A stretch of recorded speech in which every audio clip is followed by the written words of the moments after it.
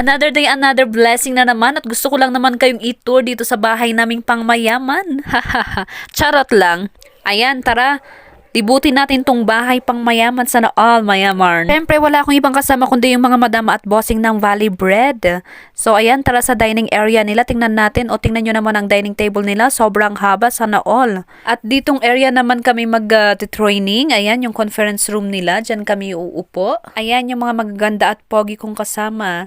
Gusto ko sanang pumunta sa second floor pero nakakahiya naman. Wag na, hanggang tingin lang tayo dito oh. So yun lang, bago kami makarating dito, syempre may sasakyan kaming espesyal na nagsundo sa amin doon sa may Valley Bread main office. So let's go, ayan nadaanan namin yung isang bread outlet ng Valley Bread. Habang papunta nga kami sa may Paltingan Coral ay oh my gosh, ang ganda ng daanan. It's so fresh, para kang papunta ng probinsya. But rin actually yung mga kasama ko dyan na amazed din sila, pero yung mga iba naman ay sanay na sila kasi lagi silang dito nagmi-meeting. Ayun, nakikita nyo ba yun? Paltingan Coral ang nakasulat. So ayan na nga, andyan na kami at unang bungad ay yung mga bahay ng kabayo na alagang-alaga nila. Tingnan natin, i-slow mo ko para makita nyo si boss. Si boss namin na super duper humble at siya pa talaga naglilinis at nag-aalaga ng mga kabayo.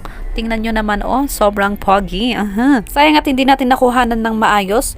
Basta kung gusto niyo siyang tignan, punta na lang kayo sa James Wright at mag-dine-in kayo doon. Baka kayo pa ang i-approach niya. At tingnan nyo naman tong mga paligid. Oh, ang ganda, ang lawak. Sana all may gantong lupain. Charot lang. Speaking sa humble, grabe yung mga bossing namin. Very down to earth sila. Hindi mo akalain na sila ang may-ari ng Valley Bread. In fairness, syempre humble sila. Sino ba naman tayo para hindi maging humble, diba? Syempre mana to sa bossing. Very humble. Char. Pero honestly speaking, oh my gosh, for the first time ako maka-encounter ng gantong boss na very humble at very down to earth, very mabait. Naman talaga tuloy-tuloy ang blessing na natatanggap nila at more blessing po para sa ating lahat. Tingnan nyo naman, oh grabe, sino ba naman ang hindi mahisisiyahan na tumira dito? Sobrang laki ng bahay at sobrang lawak ng lupain nila at sobrang fresh na fresh. Ang kapaligiran, di ba? Kaya nga pagkatapos naming magmuni-muni dyan ay nag-start na ang aming training at meron kaming paagang workshop na ginawa. Siyempre kapag may workshop, may group.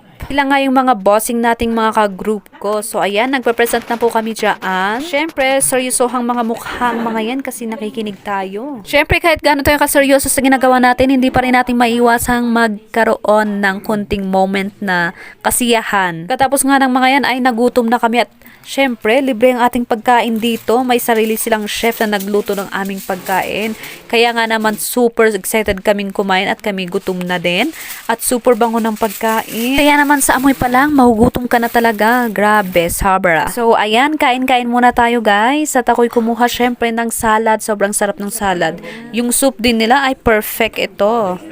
Syempre, may pa-dessert din sila. Oh my gosh, this is like an ice cream cake. Fairness, nakadalawa ako dito sa ice cream cake na yan. Sayang at hindi ko rin nakuhanan yung merienda namin kaninang umaga. Sobrang sarap din noon, in fairness. Pagkatapos nga namin kumain at busog na busog ay nagmuni-muni dyan sa labas ulit. Sa may likod naman yan. Tingnan nyo naman ang tanawin. Napakaganda.